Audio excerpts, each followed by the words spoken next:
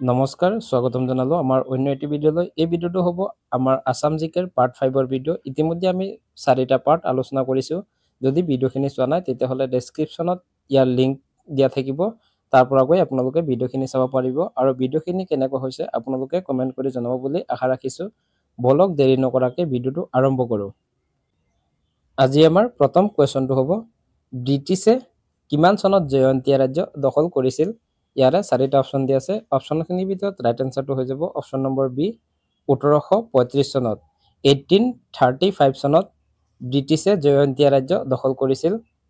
এই চনটো মনত ৰাখিবলৈ এনেধৰণেও ৰাখিব পাৰিব, 1935 চনত অসমৰ প্ৰথমখন বোলছবি জয়মতী প্ৰকাশ পাইছিল আৰু ইয়াৰ ঠিক 100 বছৰ আগত এই জয়ন্তীয়া ৰাজ্য ব্ৰিটিছে দখল কৰিছিল।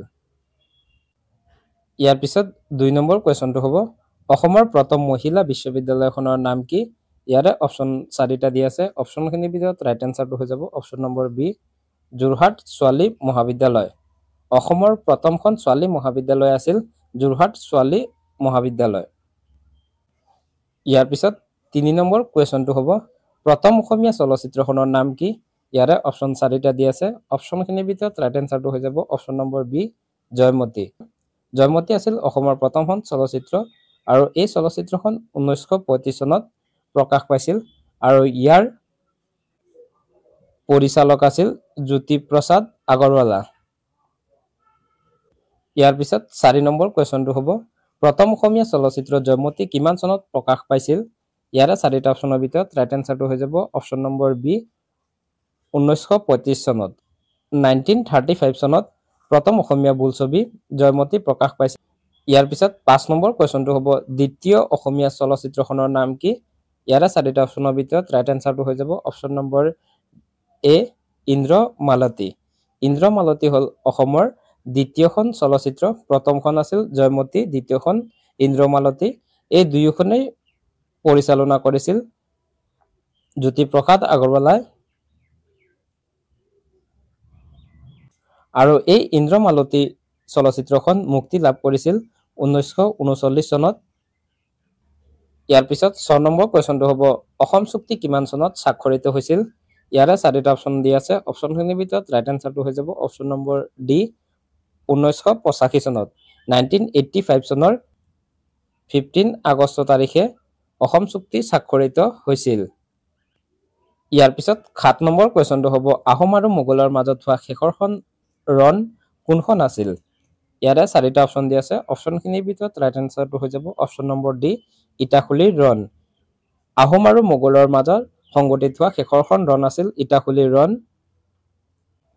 ইয়াৰ পিছত 8 নম্বৰ কুৱেশ্যনটো হ'ব, আহোম আৰু মোগলৰ মাজত ইটাখুলিৰ ৰণ কিমান চনত হৈছিল?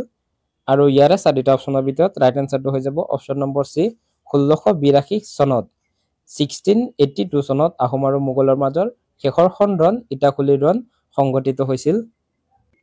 ইয়াৰ পিছত 9 নম্বৰ কুৱেশ্যনটো হ'ব, অসমীয়া সাহিত্যত কাক কলাগুৰু বুলি জনা যায়? ইয়াৰে 4টা অপশ্যন দিয়া আছে। অপশ্যনখিনিৰ ভিতৰত ৰাইট এনচাৰটো হৈ যাব option number C, Bishnuprasad Rabha. Assamese সাহিত্যত বিষ্ণুপ্ৰসাদ ৰাভাক কলাগুৰু বুলি জনা যায়। ইয়াৰ পিছত 10 নম্বৰ কুৱেশ্যনটো হ'ব, অসম সাহিত্য সভাই প্ৰকাশ কৰা প্ৰথম অভিধানখনৰ নাম কি? ইয়াৰে 4টা অপশ্যন দিয়া আছে। অপশ্যনখিনিৰ ভিতৰত ৰাইট এনচাৰটো হৈ যাব অপশ্যন নম্বৰ বি, চন্দ্ৰকান্ত অভিধান। চন্দ্ৰকান্ত অভিধান হ'ল অসম সাহিত্য সভাই প্ৰকাশ কৰা প্ৰথমখন অভিধান। ইয়াৰ পিছত 11 নম্বৰ কুৱেশ্যনটো হ'ব, অসম সাহিত্য সভাই প্ৰকাশ কৰা চন্দ্ৰকান্ত অভিধানখন কিমান চনত প্ৰকাশ পাইছিল? ইয়াৰে 4টা অপশ্যন আছে। অপশ্যনখিনিৰ ভিতৰত ৰাইট এনচাৰটো হৈ যাব অপশ্যন নম্বৰ বি, 1933 চনত। 1933 চনত অসম সাহিত্য সভাই প্ৰথম চন্দ্ৰকান্ত অভিধানখন প্ৰকাশ কৰিছিল। ইয়াৰ পিছত 12 নম্বৰ কুৱেশ্যনটো হ'ব, অসমীয়া ভাষা সাহিত্যৰ জনক বুলি কাক জনা যায়? ইয়াৰে 4টা অপশ্যনৰ ভিতৰত ৰাইট এনচাৰটো হৈ যাব অপশ্যন নম্বৰ এ, শংকৰদেৱ। শংকৰদেৱক অসমীয়া ভাষা সাহিত্যৰ জনক বুলি জনা যায়। ইয়াৰ উপৰিও বট্টদেৱক অসমীয়া গদ্য সাহিত্যৰ জনক বুলি জনা যায়। ইয়াৰ পিছত 13 নম্বৰ কুৱেশ্যনটো হ'ব, অসমৰ জাতীয় উৎসৱবিধৰ নাম কি? ইয়াৰে অপশ্যন 4টা আছে। অপশ্যনখিনিৰ ভিতৰত ৰাইট এনচাৰটো হৈ যাব অপশ্যন নম্বৰ এ, বিহু। বিহু হ'ল অসমৰ জাতীয় উৎসৱ। ইয়াৰ পিছত 14 নম্বৰ কুৱেশ্যনটো হ'ব, তলত দিয়া কোনখন এখন অসমৰ উত্তৰে থকা ৰাজ্য? যিকোনো এখন মেপৰ ওপৰ ফালে উত্তৰ থাকে, সেয়েহে আমাৰ অসমৰ ওপৰ ফালে অৰ্থাৎ উত্তৰৰ ফালে আছে অৰুণাচল প্ৰদেশ আৰু বিদেশী ৰাষ্ট্ৰ হিচাপে আছে ভূটান। কিন্তু ইয়াত আমাৰ ৰাজ্য সুধিছে, সেয়েহে ইয়াৰ ৰাইট এনচাৰটো হৈ যাব অপশ্যন নম্বৰ এ অৰুণাচল প্ৰদেশ। অৰুণাচল প্ৰদেশ হ'ল অসমৰ উত্তৰ ফালে থকা এখন ৰাজ্য। ইয়াৰ পিছত 15 নম্বৰ কুৱেশ্যনটো হ'ব ব্ৰহ্মপুত্ৰ নদীত প্ৰথম কিমান চনত জাহাজ চলাচল কৰিছিল? ইয়াৰে 4টা অপশ্যন আছে। অপশ্যনখিনিৰ ভিতৰত ৰাইট এনচাৰটো হৈ যাব অপশ্যন নম্বৰ বি 1883 চনত। 1883 চনত প্ৰথমবাৰৰ বাবে ব্ৰহ্মপুত্ৰ নদীত জাহাজ চলাচল কৰিছিল। ইয়াৰ পিছত 16 নম্বৰ কুৱেশ্যনটো হ'ব অসমত কিমান চনৰ পৰা মধ্যাহ্ন ভোজন আঁচনি আৰম্ভ হৈছিল? অৰ্থাৎ mid day meal scheme start হৈছিল। ইয়াৰে 4টা অপশ্যনৰ ভিতৰত ৰাইট এনচাৰটো হৈ যাব অপশ্যন নম্বৰ চি 2005 চনত। 2005 চনৰ পৰা মিড ডে মিল স্কিমটো অসমত আৰম্ভ হৈছিল। ইয়াৰ পিছত 17 নম্বৰ কুৱেশ্যনটো হ'ব প্ৰহ্লাদ চৰিত পুথিখন কোনে ৰচনা কৰিছিল? ইয়াৰ ৰাইট এনচাৰটো হৈ যাব অপশ্যন নম্বৰ এ হেম সৰস্বতী।